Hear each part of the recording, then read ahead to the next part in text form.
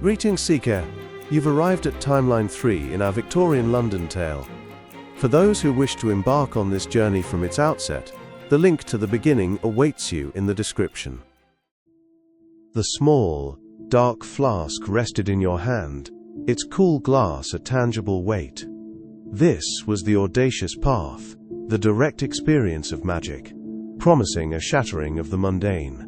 You had read about its purpose in the Black Book from Room 22, its ability to open the inner eye, to guide perception beyond the ordinary. Now, the moment of decision was upon you, the moment to embrace the raw, unvarnished truth it offered. A profound curiosity, a desire to understand the limits of human will and the nature of conscious change, pulled you towards its contents. Its methods might be unconventional, perhaps even perilous, but they promised a shortcut to profound insights into the esoteric. As night fell, and the gas lamps flickered to life, casting their yellow glow onto the cobbled streets, a thin fog began to curl around the city's corners. The flask felt warm in your palm, its contents faintly glowing, a pulsating ember in the gloom, subtly guiding your steps.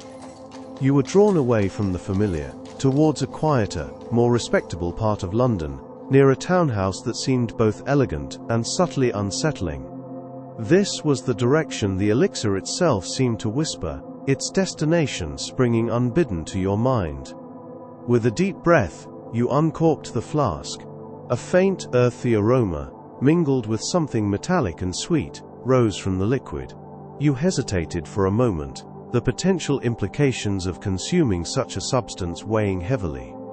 This was no ordinary drink. It was a catalyst, a key to altered perception, as the notes had implied. Trusting in the strange currents that had brought you this far, and the lingering sense of the mysterious man's trust the unknown, you lifted the flask to your lips and swallowed its contents.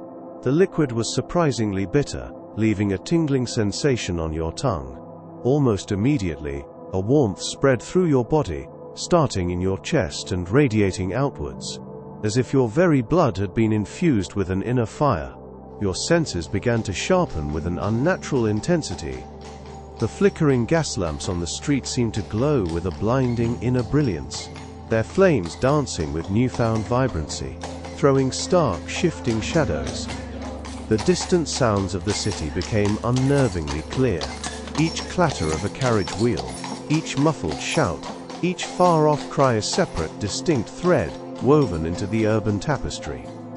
You could pick out individual conversations from blocks away, hear the scurry of rats in unseen gutters, the distant mournful hoot of an owl. The thin fog, once a vague haze, now swirled with intricate, almost crystalline patterns, like a living tapestry of light and shadow, revealing hidden geometries in its movement.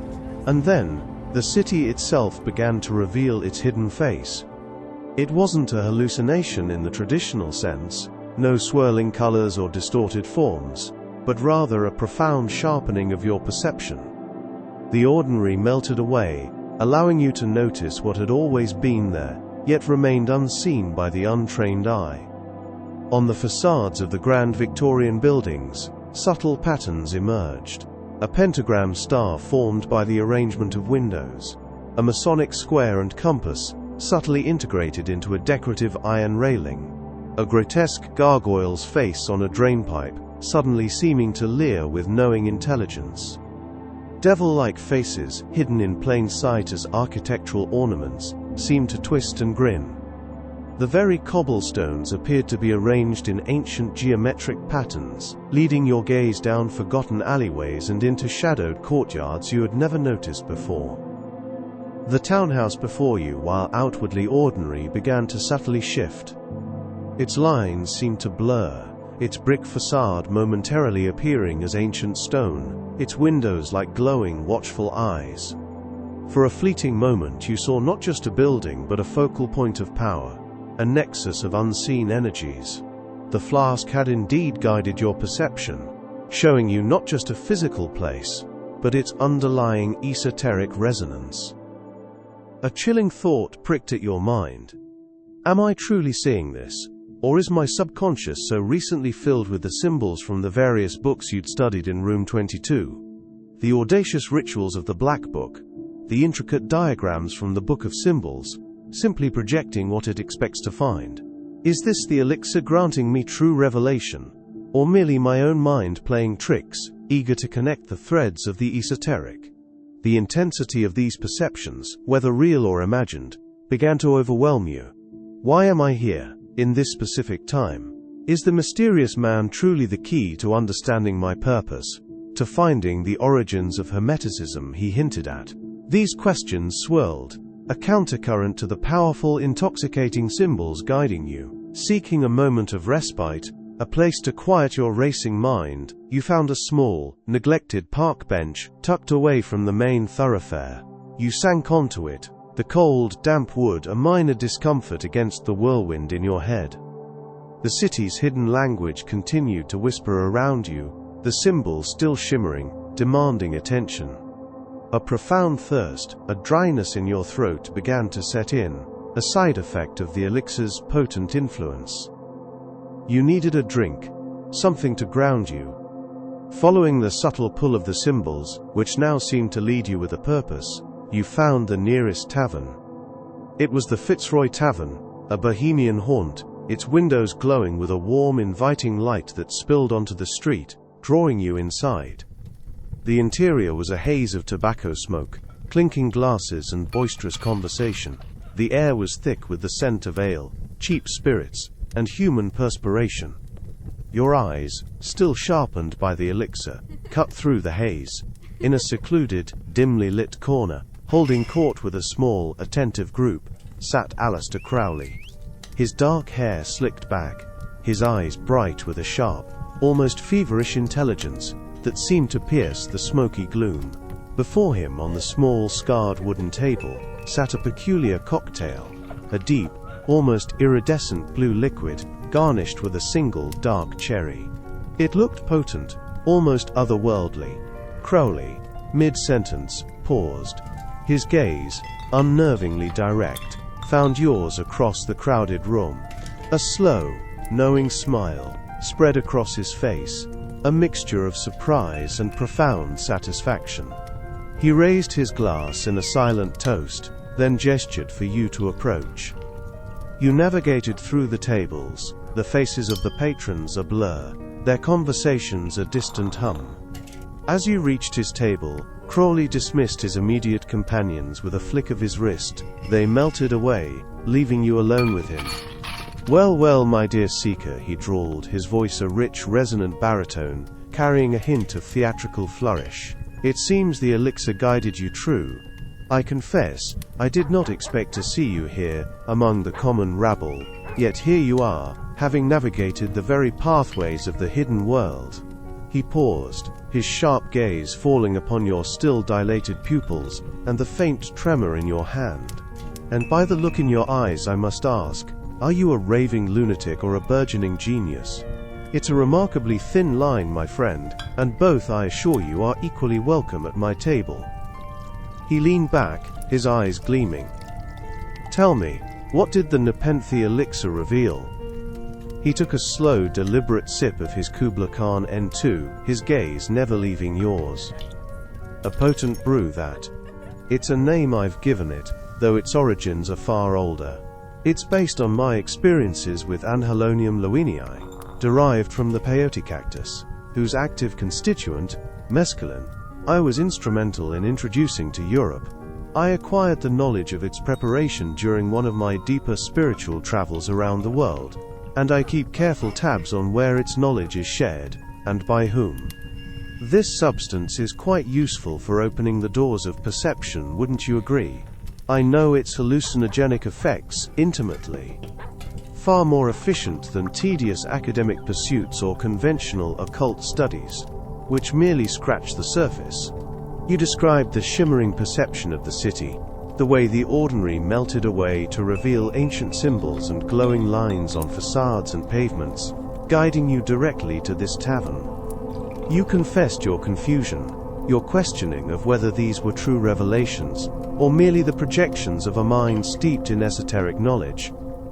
Crowley listened intently, his smile widening with each detail. "Remarkable. he exclaimed, a genuine note of impressed surprise in his voice. Truly remarkable.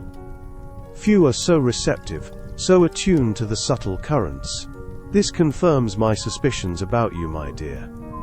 Your very presence, your lack of memory, it is a riddle, and I, my dear truth-seeker, adore riddles, especially those that promise profound revelations. He snapped his fingers, and a waitress appeared. Another Kubla Khan N2 for my guest, if you please. They have earned it. As the waitress went to fetch your drink, you knew this was your chance, the moment to solidify his trust, to reveal a truth so outlandish, it might just resonate with his own radical spirit. I believe, you began, your voice gaining strength, that I have either time-traveled, or perhaps, I have been summoned into this plane of existence. I am not from this time, not from this world, and I need to discover here what my purpose is, what I am meant to learn on this plane. Crowley's eyes, which had been bright, now blazed with a fierce, almost predatory intensity. He leaned forward, his voice dropping to a low, conspiratorial whisper. Time-traveled? Summoned? Ah, yes. The very fabric of reality is thinner than they would have you believe. This explains everything. Your unfamiliarity, your unique aura, a fresh perspective, unburdened by the stagnation of this age. This is magnificent. With your unique nature, and my knowledge, we could achieve extraordinary feats, unravel mysteries that the timid minds of the various Hermetic orders wouldn't dare approach. And as for your purpose here, I assure you, my dear seeker, the traditional Hermetic paths are definitely not the place to learn it. They are too mired in their own fears and petty squabbles to truly grasp the grand design. He paused, then added with a dismissive wave, the Golden Dawn, a veritable relic, wouldn't you agree? His eyes flickered, as if realizing his slip, but he met your gaze directly. Ah, yes, you've been reading my notes, haven't you? From that old room in the tavern. So you know of their limitations. Their rituals, their grades, their very structure, are designed to guide, yes, but also to restrain. They fear true power, true gnosis. They cling to dusty traditions, while the universe, the true magic, screams for exploration, for a breaking of boundaries. Their secret chiefs, if they even exist in the way Mathers claims, are merely projections, seeker. Fictional entities concocted by Mathers to maintain control. Or perhaps they are merely highly advanced adept magicians from previous eras, who have achieved mastery and now subtly guide, but they certainly aren't sitting on some astral throne, pulling strings. No, these chiefs are hiding knowledge, afraid to use it, afraid of the unconventional magic, the raw force that could truly transform reality. They are guardians of stagnation, not pioneers of enlightenment. Indeed, you replied, seizing on his words. I've studied some of your writings in that black book in room 22. I found passages about Keys of Solomon and demonology. It hinted at very direct engagement with entities. What can you tell me about that? Are you truly able to control such forces? Crowley's smile widened, a glint of genuine satisfaction in his eyes. Ah, so you truly delved into the heart of it. Excellent. Most dabblers would recoil. The Keys of Solomon are ancient grimoires, venerable texts believed to have been passed down through generations, outlining various rituals and invocations for summoning and commanding spirits. They are essentially medieval spellbooks, a collection of magical procedures, seals, and prayers, often attributed to King Solomon himself. The legend holds that King Solomon, renowned for his immense wisdom and his legendary ability to communicate with and command spirits, both good and evil, was granted this power through a magical ring. This Ring of Solomon, often described as bearing the tetragrammaton or a pentagram, allowed him to bind demons and genii to his will. With this ring he is said to have compelled these entities to assist in the construction of his magnificent temple in Jerusalem, and to reveal vast hidden knowledge. So these keys are thought to be the very methods, symbols and incantations he employed to exert that control. It's a vast compendium, a foundational text for much of Western ceremonial magic. Do I believe such a ring truly exists? Perhaps. Or perhaps it is a potent symbol for the raw power of the human will. Perfectly aligned, the ultimate emblem of command over the unseen. Either way, the principle is sound, and I find the legend profoundly intriguing. It suggests a mastery that few have ever achieved, a mastery I am most certainly eager to attain, and perhaps, one day, wield myself. Demons, he chuckled, a low guttural sound, are merely intelligences, elemental or otherwise, that exist beyond our usual perception. Tools, seeker, to be commanded by a strong will. The Keys of Solomon are ancient grimoires, yes, but they are often misunderstood, mere recipe books for the uninitiated. I have refined those techniques, stripped away the dross of superstition, and found the core principle, the will to command. It is not about crude force, but about aligning one's own true will with the nature of these entities, bending them to your purpose, through a higher understanding. I have worked with many such forces, with profound results. Take for instance my work with Choronzon, the Dweller on the Threshold, a spiritual trial of immense danger, leading to the descent into the abyss. It demands absolute courage and purity of intent. His descriptions were vivid, almost too real, hinting at profound, transformative and perhaps perilous experiences. I do not wish for you to join their dying orders, Crowley continued, his gaze fixed on you. Their initiations are a waste of time, their rules a hindrance.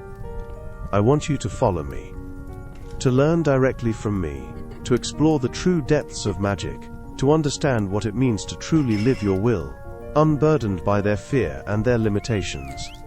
Crowley then slammed his glass down on the table, with a decisive thud, the sound cutting through the tavern's din. His eyes, burning with a new, fierce resolve, swept over the small group of followers who had begun to gather around his booth, drawn by his rising intensity. "Tonight," he announced, his voice booming with a sudden electrifying charisma that silenced the surrounding conversations. "Tonight, we reclaim what is ours. I have seen it in my visions, a flash of pure insight, brought forth by the very elixir you tasted, the Isis Urania Temple, that bastion of hypocrisy and stagnation, will be opened. We will storm its gates, not with mere force, but with the power of awakened will. We will find the hidden knowledge they guard so jealously, the secrets they are too afraid to wield. After we have secured what is rightfully ours, after we have unveiled their hidden truths, our path will lead us to the ancient sands of Egypt. The very crucible of true hermeticism, not the watered-down drivel peddled by these modern fools. There, under the blazing sun, we will seek the primordial source, the wisdom of Thoth, the thrice greatest Hermes himself. His ancient teachings, inscribed perhaps on the emerald tablets, hold the keys to a power far beyond what even I have yet fully grasped. It is there, in that sacred land, that I will find my true path, my ultimate revelation, the very heart of the law. And you, my dear seeker, will be by my side, a witness to the dawning of a new era of magic, one built on the true ancient foundation." His gaze locked onto yours, a silent, powerful invitation. Join me. Tonight we make history. Tonight we break the chains. Aleister Crowley, a man of magnetic charisma and audacious ambition, now prepares to challenge the very core of the Hermetic order. He offers you a place at the very forefront of his radical movement, promising ultimate liberation and power through direct magical action. The path is clear, but its implications are vast, and potentially dangerous. Yet the memory of the mysterious man, his calm wisdom, and his enigmatic instruction to trust the unknown, still tugs at you. Could he provide another path, a different truth? one that perhaps offers a different form of enlightenment for your purpose. As you stood before Crowley, the potent words about the Ring of Solomon and the control of unseen forces echoed in your mind. The idea of wielding such power, of truly commanding entities from the invisible realms, was both terrifying and undeniably alluring. Could such a ring, or the symbolic power it represented, truly exist? Could you, a time traveler, ever achieve that level of mastery over the hidden currents of existence? The possibility shimmered, a tantalizing glimpse into a world where your own will might be the ultimate key. What is your next move? First option. Follow Aleister Crowley and join him in storming the Hermetic Temple tonight. Second option. Seek out the mysterious man. Find another path, a different truth, one that perhaps offers a different form of enlightenment for your purpose.